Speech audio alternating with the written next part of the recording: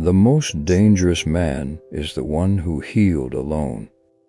And I know how that sounds. It sounds like one of those edgy quotes people post with a black and white picture and a sad song. But I want to talk about it for real, without the fake tough guy energy. Because healing alone isn't about becoming cold.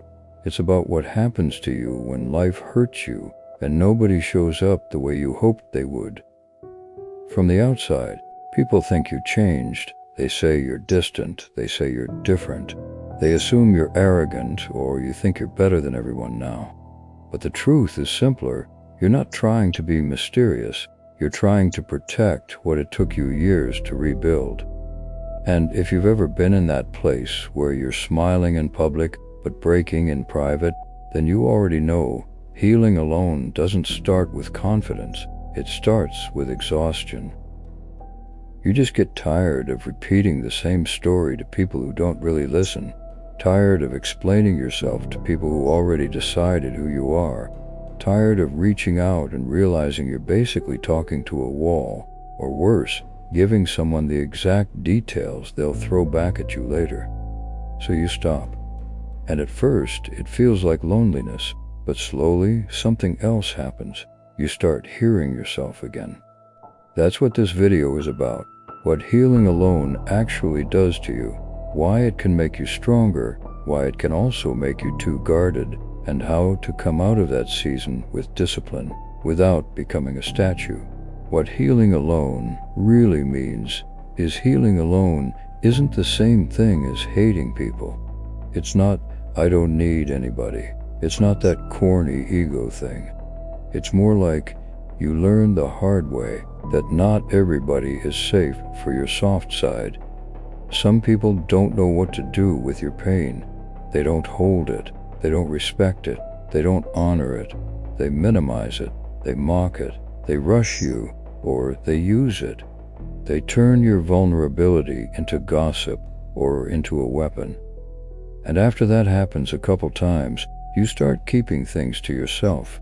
Not because you're dramatic, because you're done. You realize something that changes you forever.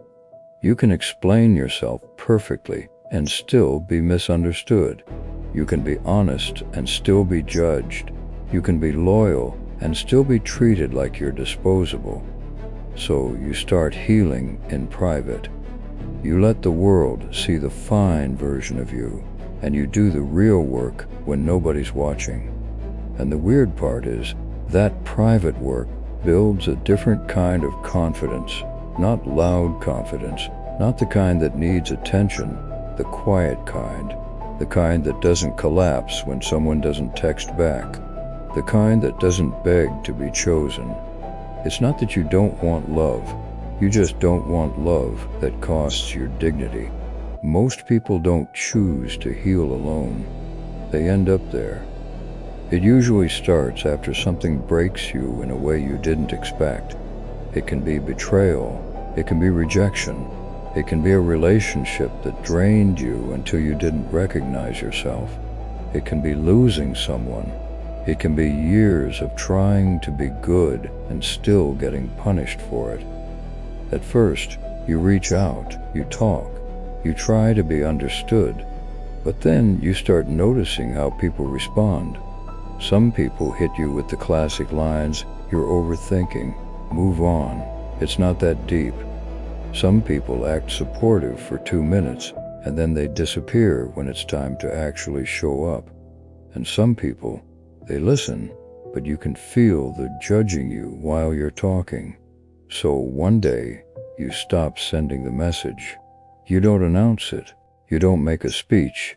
You just stop. That's when the healing alone season begins, quietly, almost invisibly, like you're rebuilding yourself behind a closed door. The first change is you get quiet, but not the sad quiet, the observing quiet. You start watching patterns. You start seeing yourself more clearly. You notice what triggers you and why. You notice how you react when you feel rejected. You notice the kind of people you keep choosing. You notice how much you tolerated just to avoid being alone. And when you see it clearly, you start doing something that feels selfish at first. You start choosing yourself. You stop chasing. You stop forcing. You stop trying to convince people to care. You stop doing that thing where you overgive because you're hoping they'll finally appreciate you. You start moving like, if it's not mutual, it's not mine. Then your standards rise and people feel it. They feel it because you're not as available. You're not as easy to manipulate. You don't rush to respond. You don't jump through hoops to keep someone comfortable. You don't perform to be loved. And this is where people start calling you cold. But what they're really feeling is the loss of access. They miss the version of you that forgave too fast. They miss the version of you that came back even when you were disrespected. They miss the version of you that could be controlled with guilt. When you heal alone, guilt stops working on you. Fear stops working on you. Silence stops scaring you. And that's why it looks dangerous from the outside, because you become harder to control. Here's something I wish more people understood. When you heal, it changes the relationship, even if you never say a word. Some people liked you best when you were unsure, when you doubted yourself, when you needed them, when you were always available, when you didn't have boundaries. So when you start healing, you're not just improving, you're disrupting a pattern. And people who benefited from the old pattern will push back. They'll say you changed like it's an insult. They'll say you became selfish. They'll try to bring back the old you by provoking you, by testing you, by making you feel guilty for having standards. And if you're not careful, you'll start questioning yourself. You'll start thinking, am I becoming a bad person? But most of the time, you're not becoming bad. You're becoming harder to use. Now, let's be honest, because if we romanticize healing alone, we turn it into another trap. Healing alone can build strength, but it can also build walls. One day you wake up and you realize you've gotten too good at carrying everything by yourself. You don't ask for help. You don't share your real feelings. You don't let people see you struggling. You tell yourself you're independent, but deep down, you're just scared. Scared to need someone. Scared to trust again. Scared to be disappointed. And then numbness shows up. Not dramatic numbness, the quiet numbness. The I don't get excited like I used to numbness. The I don't trust good moments because I'm waiting for the drop numbness. You become calm, but it's not always peace. Sometimes it's guarding. And when you've been betrayed enough, you start turning into a detective. You analyze everything. Tone, timing, replies, eye contact, energy shifts. You start testing people without even realizing you're doing it. You're not trying to be toxic. You're trying to be safe. But the tragedy is this. You can end up pushing away genuine people because you're trying so hard to avoid fake ones. That's why healing alone needs wisdom, not just strength. The goal isn't to become heartless. The goal is to become stable. There's a difference between peace and isolation.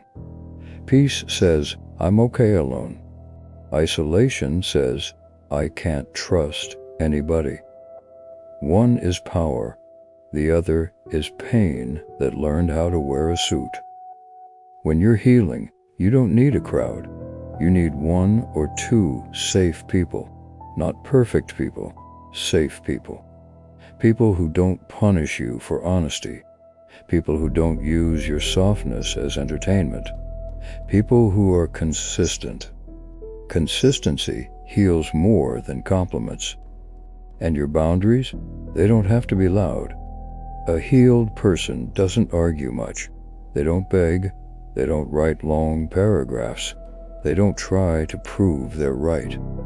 They just move differently. They change access.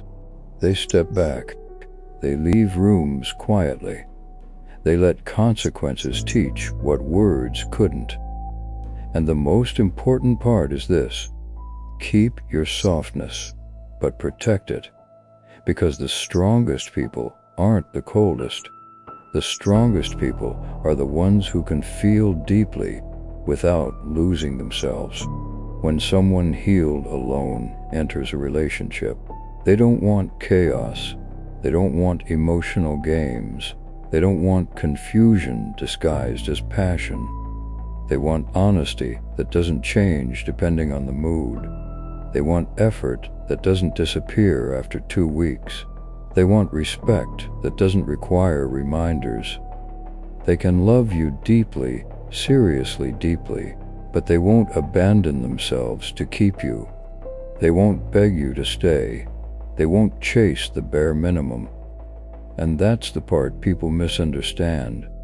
They assume not chasing means not caring. Sometimes it means the opposite. It means they finally learned that love without self-respect is a slow death. So yes, they can walk away clean, not because they're evil, because they've survived the worst feeling before, being alone when they needed someone. Once you survive that, you stop fearing distance, and when you stop fearing distance, you stop being controllable. That's the real meaning behind that quote. If you're healing alone right now, I want you to hear this. I know it's quiet. I know it feels like nobody sees the work you're doing. I know it feels like you're rebuilding yourself in the dark. But that season is creating something in you. A backbone, a filter, a stronger heart. Just don't let pain turn you into someone you don't recognize. Heal, but don't freeze. Become calm, but stay human. And if this hit you, comment one word: alone. Not for me, for you, so you can admit what season you're in and stop pretending it doesn't hurt.